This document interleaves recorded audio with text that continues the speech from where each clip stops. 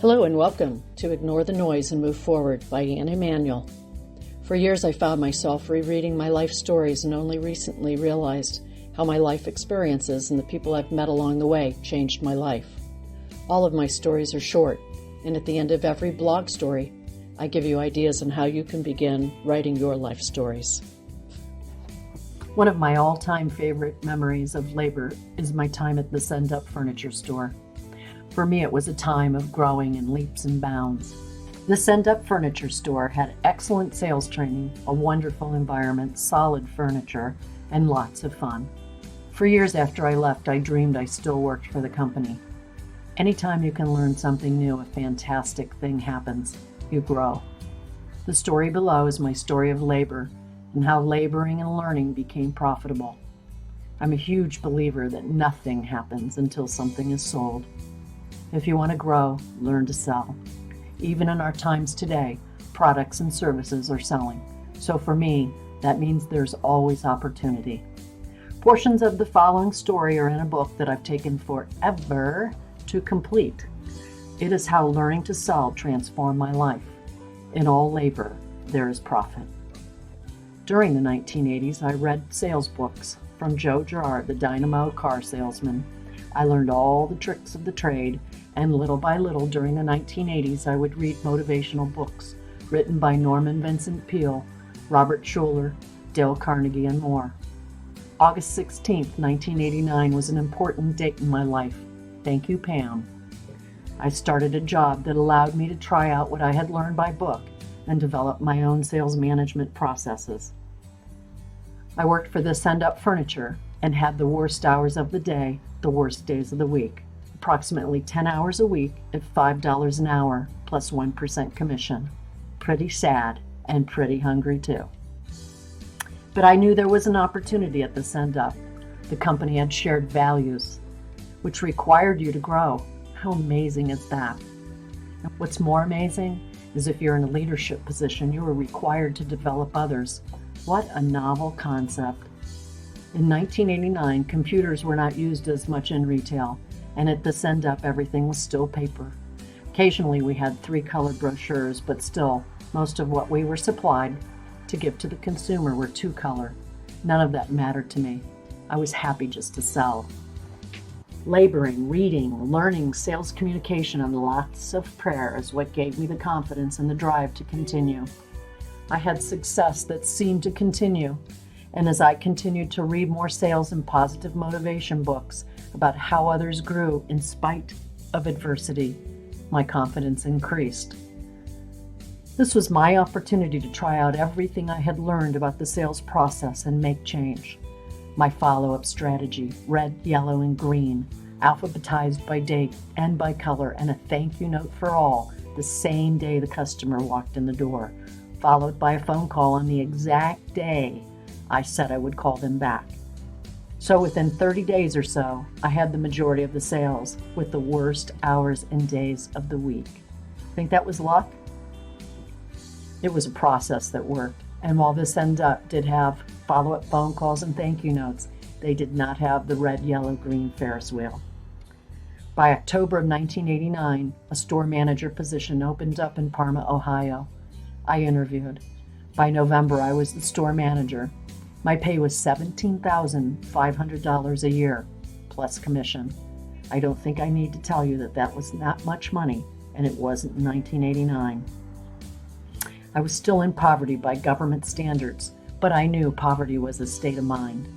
This was my big break, a real paycheck, and the opportunity for the almighty commission, one of my favorite words and soon to be a word my children would love to hear.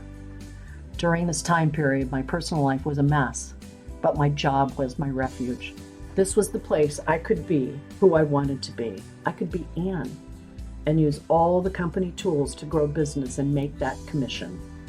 Even while increasing sales, I read everything I could get my hands on that would give me the emotional support I needed to keep going, typically Norman Vincent Peale. All along, I kept reading books. I ran to the library to get more books.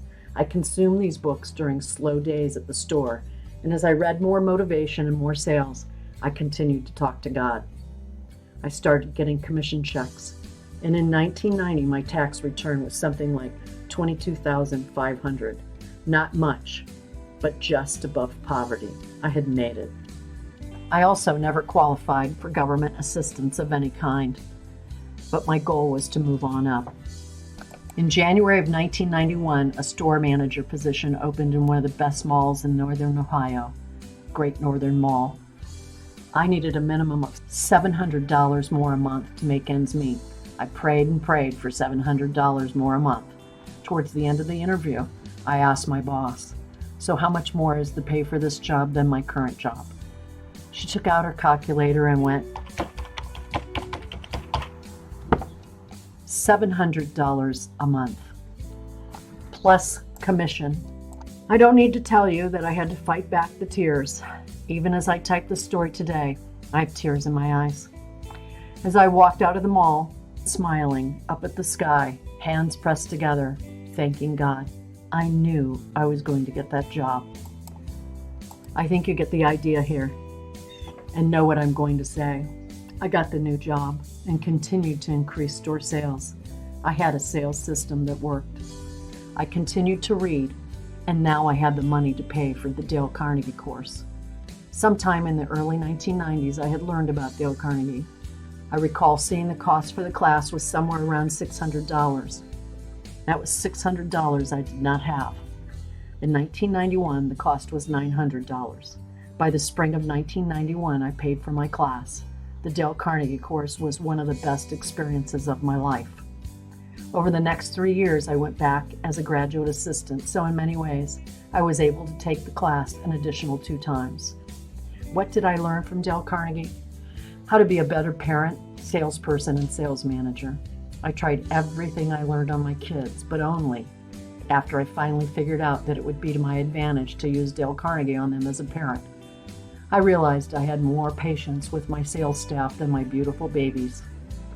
So what's the story here and where's all the sales stuff? I used to tell my sales team, if you can't see the beauty, something positive in every person you meet, don't get into sales.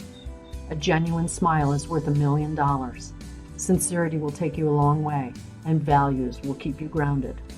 Listening more than you speak, confirming what you're hearing is what you're hearing, and sharpening your saw daily. I am genuinely perplexed at the idea that learning ceases after schooling. I'm talking about people with bachelor's and master's. It doesn't matter what you do in life. There's always so much more to learn. The purpose of my stories is to encourage you to write about your life, and you will be amazed at your personal growth. You know how when you're talking with someone and they're telling you their experience, and while they're telling you their life experience, a thought comes into your mind, you can relate, you have a story to share too. Begin at that point and start writing. Thank you for listening to Anne Emanuel. Ignore the noise and move forward. If you enjoyed my story, check out anneemanuel.com. Download the writing tips or sign up for new stories. Feel free to comment on this podcast. You can also follow or connect on social media. Thank you.